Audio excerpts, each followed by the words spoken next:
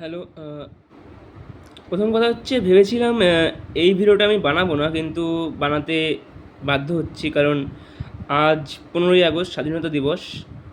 তো উচ্চ মাধ্যমিকের রেজাল্ট বেরিয়েছে 3 মাসের বেশি হয়ে গেল, এবং জয়েন্টের পরীক্ষা হয়েছে সেটা তো আরও বেশি টাইম হয়ে গেল, কিন্তু এখনও পর্যন্ত কিন্তু যে ডব্লিউবি সিএপি মেরিট লিস্ট বা ডব্লিউবি যেই রেজাল্ট কিছুই বেরোয়নি।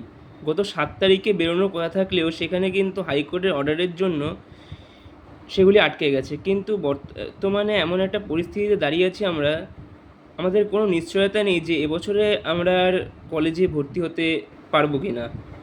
গতকাল শিক্ষামন্ত্রীর যে বক্তব্য এসেছে তাতে তিনি জানিয়েছেন যে তিনি হাইকোর্টের যে 7% ওবিসি রিজার্ভেশন রুল সেটিকে তিনি মানবেন না। তিনি জানিয়েছেন তিনি এই বিষয়ে সুপ্রিম কোর্টে মামলা দায়ের করেছেন, এবং যতদিন না সুপ্রিম কোর্ট কোনো রায় দিচ্ছে ততদিনের জন্য তিনি কোনো স্পেসিফিকেশান দেননি যে আমাদের কলেজ ভর্তির কী হবে। তো আমার একটাই প্রশ্ন, সুপ্রিম কোর্টের যে আপনারা মামলা দায়ের করেছেন তার হিয়ারিংটা কবে হবে? গত 11 তারিখে হিয়ারিংয়ের কথা ছিল, সেখানে হয়নি। সুপ্রিম কোর্টের পরের ডেট হচ্ছে 9 সেপ্টেম্বর। ততদিন অবধি কি আমরা অপেক্ষা করব? এতদিন সময় হয়ে গেল, এরপরে তো আমরা সাপ্লি খেয়ে যাব। কারণ মূল কথা হচ্ছে ইউজিসি রুল অনুযায়ী জানুয়ারিতে ফার্স্ট সেমেস্টার পরীক্ষা নিতেই হবে, কিন্তু এখানে তো ইউজিসি তো শুনবে না যে আমাদের সরকারের কী দোষ, মানে সরকার কি বলেছে বা কোর্ট কেস হয়েছে কি না, তারা এসব দেখবে না। তারা দেখবে শুধু ছাত্রদের ভর্তি করাতে হবে এবং পরীক্ষাটা জানুয়ারিতেই দিতে হবে। তো শিক্ষা দপ্তর এবং শিক্ষামন্ত্রীর কাছে আমার এটাই প্রশ্ন যে এই যে ভর্তি প্রক্রিয়াটি লেট হচ্ছে, এরপরে যদি আমরা মানে একেবারে চাপে পড়ে যাই বা সাপ্লি খেয়ে যাই, তখন কি সেই দায়িত্ব আপনারা নিতে পারবেন? শিক্ষামন্ত্রীর কাছে এবং শিক্ষা দপ্তরের কাছে আমার একটাই আবেদন যে আপনারা দয়া করে আর এই ডেটটাকে এক্সটেন্ড করবেন না।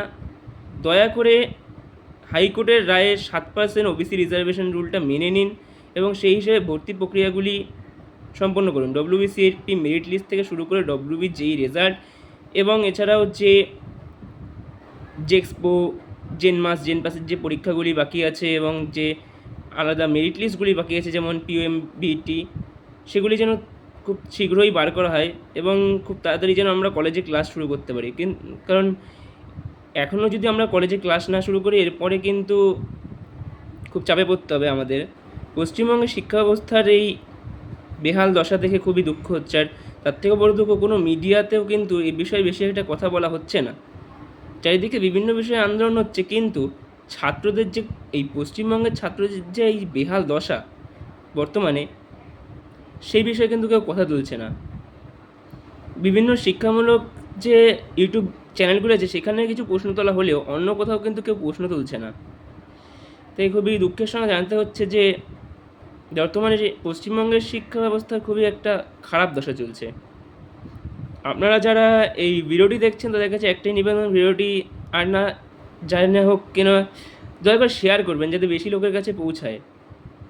কারণ আর মেনে নেওয়া যাচ্ছে না, অনেক দিন অপেক্ষা করার পরে আর ধৈর্য ধরতে পারা যাচ্ছে না, ধৈর্যের বাঁধ আমাদের ভেঙে যাচ্ছে। আমরা যারা উচ্চ মাধ্যমিক পাশ করেছি তাদের একটাই আবেদন, খুব তাড়াতাড়ি যেন আমাদের কলেজ ভর্তি সম্পন্ন হয়। তাই বেশি করে ভিডিওটি শেয়ার করবেন যাতে এই ভিডিওটি আরও বেশি লোকের কাছে পৌঁছে যায়। এটুকুই বলার ছিল। যদি এরপরেও কোনো সুরাহা না হয় তাহলে হয়তো আরও ভিডিও বানাতে হতে পারে। এতদিন এই বিষয়ে কোনো ভিডিও আমি পোস্ট করিনি, শুধু কিছু টেক্সট পোস্ট করতাম, কিন্তু এখন আর পারলাম না বলেই এই ভিডিওটি বানাতে হচ্ছে।